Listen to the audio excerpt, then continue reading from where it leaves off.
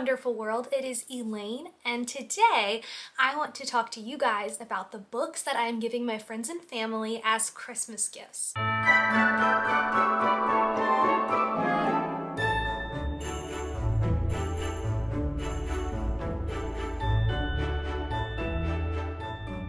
I'm going to walk you through each gift that I got my friend or family member, and then I want to take you guys along as I wrap the gifts. Hopefully this is just a cute little fun video. Maybe you get some ideas. These books are centered at a specific person, so they might not apply to like general people, but I can explain kind of the personality of the person that I'm getting the book for. That way you kind of have an idea of why I chose the book. Without further ado, let's get started. Alright, so the first books I'm going to show you are the books that I got my roommates. The first book is Stalking Jack the Ripper by Carrie Maniscalco. So I got this from my roommate Julie, and I'll give you a little description of the book. So it is about Jack the Ripper. Basically, there is a girl, she is 17 years old. I believe her name is Audrey, I could be wrong.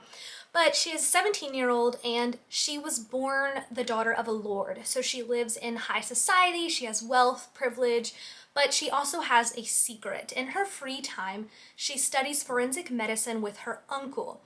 And they come across, you know, some gruesome murders that just so happen to be the victims of Jack the Ripper.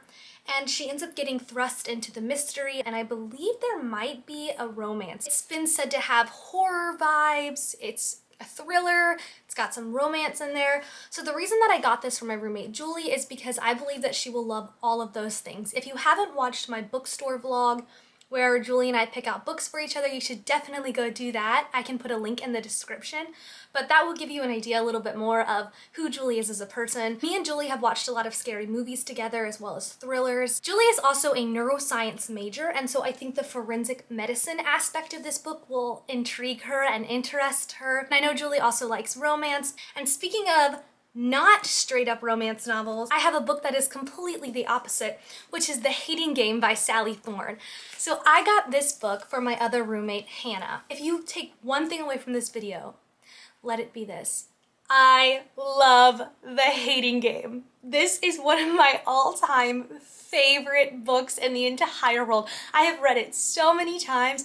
I am absolutely pumped for the movie. I've been following updates on the filming and the cast, and I'm just so excited for it. If I could go into any book and live the story, I would pick The Hating Game. Like, Lucy Hutton is my self-insert who I would want to be character. I just absolutely adore this novel. If you don't know what it's about, I'll give you a little spiel. So basically, Lucy Hutton works at a publishing company. She is kind of assistant to the CEO, basically. And this guy, Joshua Templeman, is her work partner, okay? So basically, there were two publishing companies. They merged together to form one, and they are both the assistants to the CEOs of the two companies that merged. So they're both like second in charge, okay? And they kind of hate each other. Like a lot. Like they can't stand each other, and they have to work like their desks are right next to each other. They just hate each other, and there's just all this tension, okay? So they play these games with each other, like the staring game. So they don't like each other.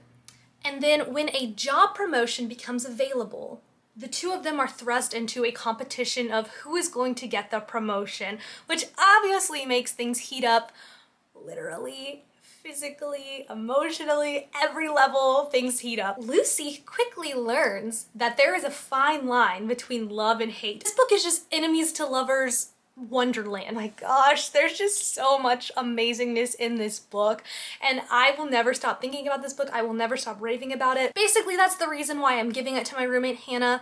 But also, Hannah loves romance. We have watched a lot of romances together. I think she's going to really enjoy this book. Hannah also doesn't read as much as me, so I think this will be a fun book to get her into the reading mood. I also am going to put a little bookmark to go with this book that says, "Me, You, opening night movie tickets." And we're gonna go hopefully see this together. Yeah, I'm hoping that Hannah will absolutely adore this book like I did. I know that she will fall in love with Josh Templeman. We're gonna have lots of fun times talking about this book. I'm gonna be texting her all the time. What part are you at? Oh my gosh. So I hope she can handle that. But I just know that Hannah's gonna absolutely adore this book. This book is perfect for any romance lovers. It's perfect for anyone who maybe is in kind of a reading slump, because this book will pull them out of it. I just know that people will get sucked into this book. It's perfect timing to give it as a gift as well, because they are filming the movie right now.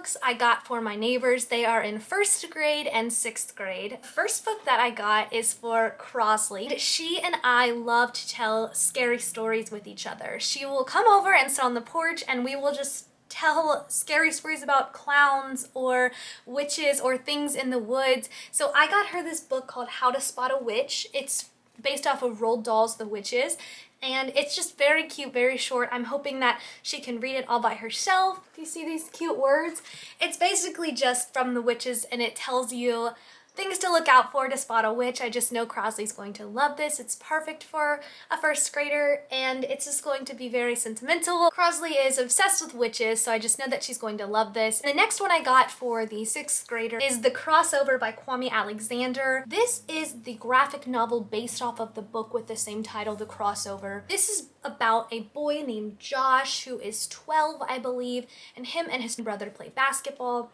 This story is completely told in verse, which is super interesting. It basically just tells their story of growing up, on and off the court, their family drama, brotherhood, friendship. It just sounds like a book that I know my neighbor Nolan is going to love because he loves basketball. And I have been trying to get him to read more. I just hope that this one is for him because he loves basketball. It's a graphic novel, which I think is perfect for him because it's got pictures, yes, but also I think reading graphic novels can go a little bit quicker than a regular book for someone who doesn't read that often, or for someone who is kind of anti-reading, anti-books. I think graphic novels are a great way to get people sucked into the world of reading. I'll show you some of the illustrations if you see here. They're very cool, very orange, very basketball-y vibes. But yeah, it's told in verse. I read a couple pages and I think it flows really nicely, so I'm hoping Nolan can quickly read through this book and it will kind of get him in the reading mood.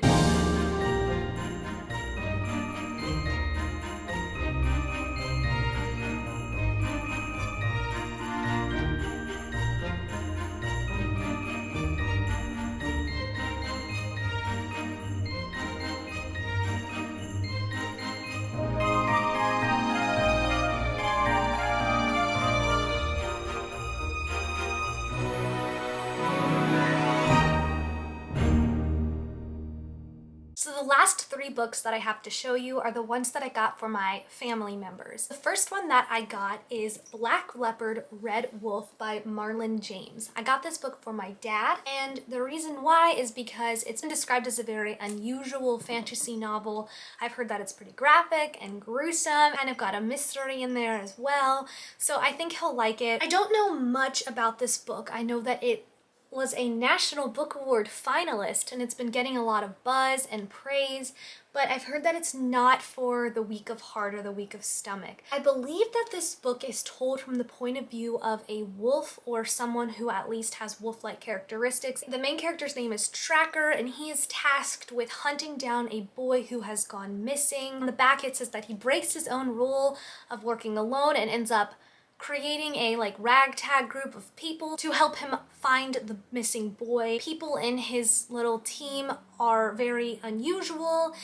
One is a shapeshifter who can turn into a black leopard. There are just lots of unique, interesting characters in this novel. The author draws upon African mythology as well as things from his own imagination, and it just sounds super interesting and unique, and I haven't really heard of anything like this before. And I know it's gotten a lot of buzz, so I'm hoping that my dad enjoys this book. The next book is Nothing to See Here by Kevin Wilson. I got this book for my mom, and basically I stumbled upon this book and picked it out for my mom because it is part of the Read with Jenna book club. My mom is obsessed with the Today Show. It's like the best part of her morning, and she loves Jenna Bush Hager. I really enjoy the books that she has picked out in her book club, the ones that I've read at least, and my mom has too. My mom's read at least a few of her book club books, but I know that she doesn't own this one. I think this was the book club pick a while ago, but it sounded like something my mom would like, so I picked it up. This book is about 2 friends who were inseparable in school, but now it is 10 years later, and one of the friends is a stepmom to 2 children. This woman, Madison, calls her friend from school that she hasn't spoken to in about 10 years and asks for her help raising these 2 stepchildren. So the friend agrees and goes to help Madison raise her 2 stepchildren. But there is a catch about these children. When they are agitated, they spontaneously combust. so they turn into flames. So this book is basically a contemporary novel, but it has that sci-fi aspect to it, which I think just makes this story really unique, kind of exaggerates the points that it's trying to make with the sci-fi elements. The major themes of this book are family and parenthood and what it's like to raise children, as well as basic things like love and family. So I think that my mom will really enjoy this book. On the front it says, a stunning portrait of the push and pull of parenthood. So it's just gonna be a great book for my mom to read. It's super short as well, and my mom is a very busy person, so I think this short book will draw her in from the start with the sci-fi aspects. My mom does read a lot of contemporary novels. She's not a huge fantasy sci-fi kind of person. She mostly reads contemporary fiction novels. So I think that this will be a nice change of pace for her, and the sci-fi elements will probably drag her in because they are so unique instead of turning her away, or at least that's what I'm hoping for. So yeah, this is the book I picked out for my mom. The last book that I have to show you is Legend Born by Tracy Deonn. I have heard nothing but amazing things about this book. I picked it up for my sister because I just know that she is going to love it. My sister has this rule where she only reads books if there is a badass female in them. The reason I picked this book up is because it's a brand new YA fantasy novel. It is about a girl named Bree Matthews whose mother has just passed away. When her mother passes away, she decides to enroll in this program at University of North Carolina for high school students. So she ends up moving to UNC's campus and joining this prestigious program where she can take college classes as a high school student. But while she is there, she ends up getting involved in a magical society. Bree basically has to prepare to join this magical society, which is what she wants to do. So she has to train to compete in trials. And I know that the fantasy world is kind of based off of King Arthur and the Knights of Camelot. So I believe that Bree is trying to get a position as like an assistant to one of the descendants of the Knights of the Round Table from Camelot, which I think is super cool. I love anything to do with King Arthur and Camelot. Like Merlin was my shit when that was on TV. I think it's really unique that they're doing like a King Arthur thing but in America and at the University of North Carolina. That just sounds really fascinating to me. I just think this sounds like a super cool book, and I know that as Bree gets more involved in the magical society, she's realizing that her mother and her mother's death might have been involved with this magical society, so it's just a huge mystery. It's got everything that a YA fantasy novel should have. I've heard absolutely amazing things about it. Reagan from Peruse Project did a reading vlog about this, which I watched, and Reagan loved it, and I really trust her opinion.